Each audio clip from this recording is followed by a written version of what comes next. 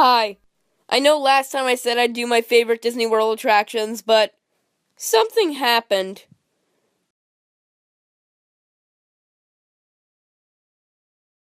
So now I'm doing this. Number 5. The Great Movie Ride.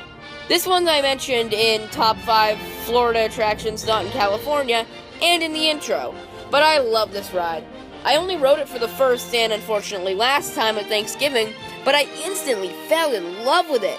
The Great Movie Ride, it was the centerpiece of Disney's Hollywood Studios, showing scenes from many classic films, the most recent being Raiders of the Lost Ark.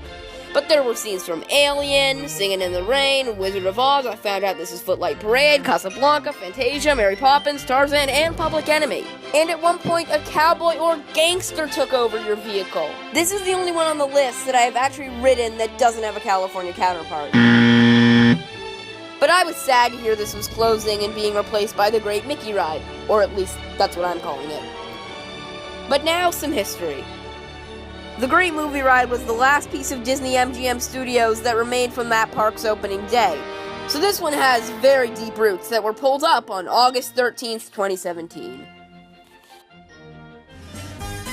Number 4. Mr. Toad's Wild Ride. The only ride where I can end this segment by saying go to hell. Because this was the only ride where you actually go to hell. This one was different than its California counterpart, in that in California there was one track, Florida had 2 for some reason. Each one had completely different show scenes, except you went to hell in both. Back in the Eisnerian War, the defenseless ride suffered major casualties for, I'm getting tired of doing this. Back in the Eisner era, Mr. Toad's Wild Ride was one of many rides to be displaced from its home and involuntarily moved to Yesterworld. And his reasons were, what do you think they were? Well, actually, I don't know, but I have a guess. The financial motive. Because with Eisner, there is nothing quite as wonderful as money, money, money, money. Many fans were sad as this ride took its last trip to hell on September 7th, 1998. We're merrily on our way to nowhere, meadow.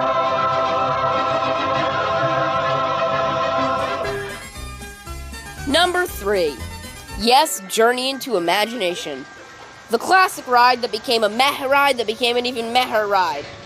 This ride was Tony Baxter's baby, and it remained his baby for 10 years until he wanted nothing to do with it. Because of Disney's contract with Kodak, they legally had to update the ride after 10 years. But because of Eisner's ongoing concerns with keeping costs minimized, we got the worst replacement you could imagine. The original was the best thing at Epcot, bar none. Now it's the worst thing at Epcot, bar none. This ride was amazing until it journeyed only into the imaginations of people who never got to ride it after October 10th, 1998.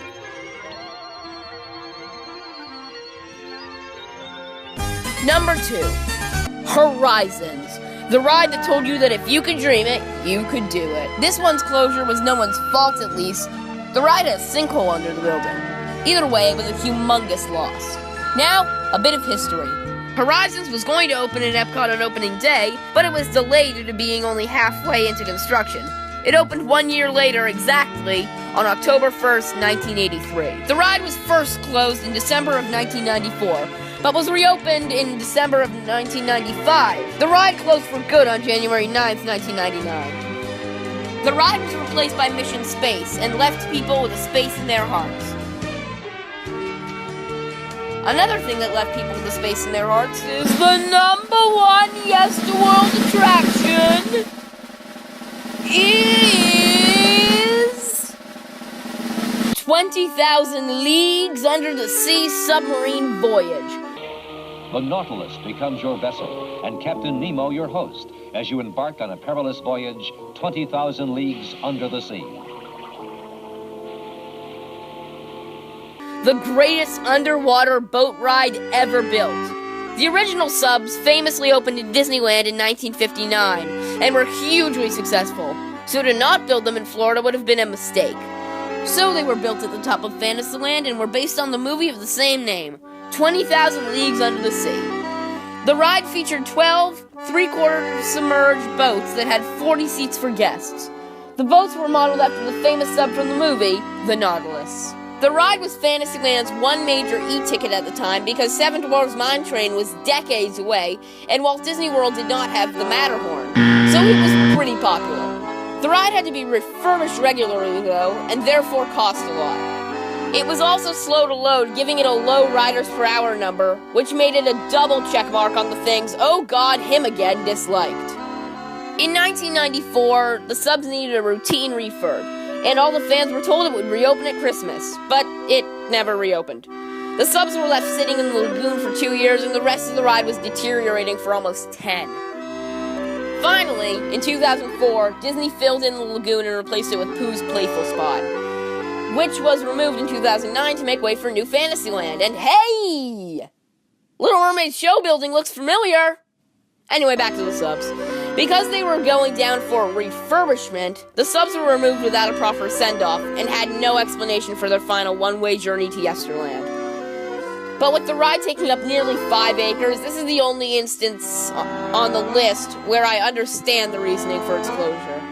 The ride closed on September 5th, 1994.